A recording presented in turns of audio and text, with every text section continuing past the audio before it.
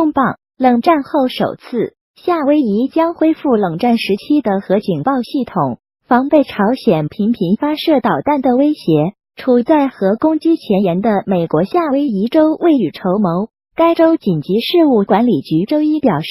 从下月开始，夏威夷将恢复测试核打击预警系统，这是上世纪80年代冷战结束以来的首次测试。路透社报道，夏威夷紧急事务管理局官员表示，12月1日上午11时45分，在夏威夷群岛超过400个地点都会听到长达60秒的空袭警报声。此后每月的第一个工作日都会响起警报。夏威夷州还将空袭警报信号加入到每月的预警测试系统中，这套系统提醒人们即将发生海啸或者飓风。此外，当局还会透过广播和电视播放公共服务通报，敦促民众如果听到警报就进入室内，待在室内，保持收听收看广播或电视。尽管朝鲜核攻击不大可能发生，但夏威夷紧急事务管理局仍加强教育该州140万居民和访客如何防备核攻击。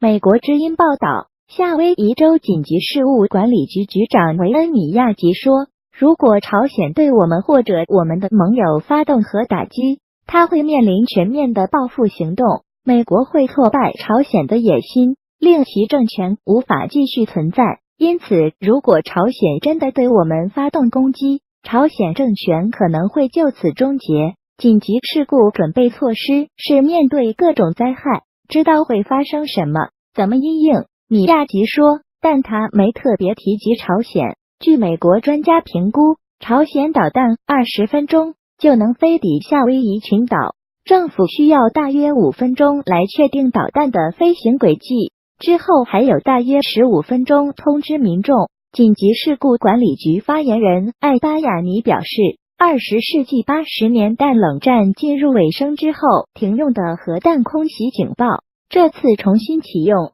主要是因为最近朝鲜试射的洲际导弹射程可达夏威夷州。另一名发言人拉波萨表示，根据朝鲜现在拥有的核武技术评估，一枚150公吨重的武器在欧胡岛珍珠港上空引爆，可能造成 1.8 万人死亡，数英里的爆炸范围内导致5万到12万人受伤。米亚吉说，夏威夷地处太平洋，很有可能成为打击的目标，而且我们比美国内陆离朝鲜更近。他说，因此我们需要做一定的准备。我们跟踪相关消息，看到朝鲜多次试爆，有导弹试验，也有核试验，这是明摆着的，我们无法回避。为此，夏威夷州进行了公共宣教，还将各种指南放到网上，指导人们准备应对核攻击。社区会议和公共设施也帮着广而告之。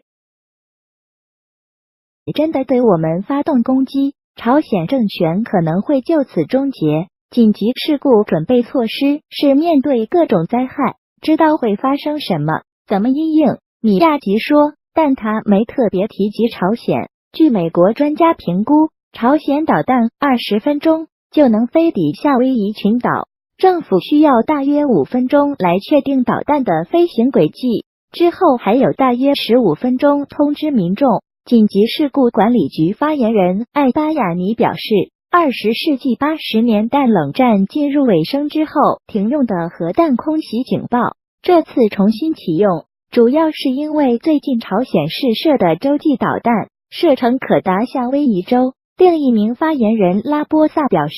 根据朝鲜现在拥有的核武技术评估，一枚150公吨重的武器在欧胡岛珍珠港上空引爆，可能造成 1.8 万人死亡，数英里的爆炸范围内导致5万到12万人受伤。米亚吉说，夏威夷地处太平洋，很有可能成为打击的目标，而且我们比美国内陆离朝鲜更近。他说，以来的首次测试。路透社报道，夏威夷紧急事务管理局官员表示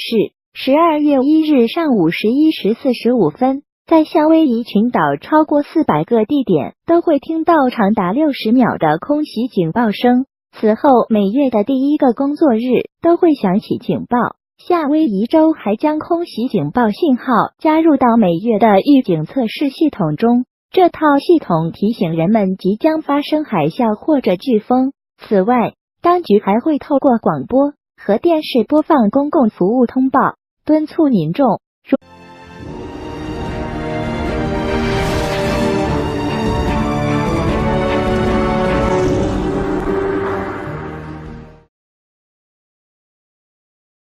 重磅，冷战后首次，夏威夷将恢复冷战时期的核警报系统，防备朝鲜频频发射导弹的威胁。处在核攻击前沿的美国夏威夷州未雨绸缪，该州紧急事务管理局周一表示，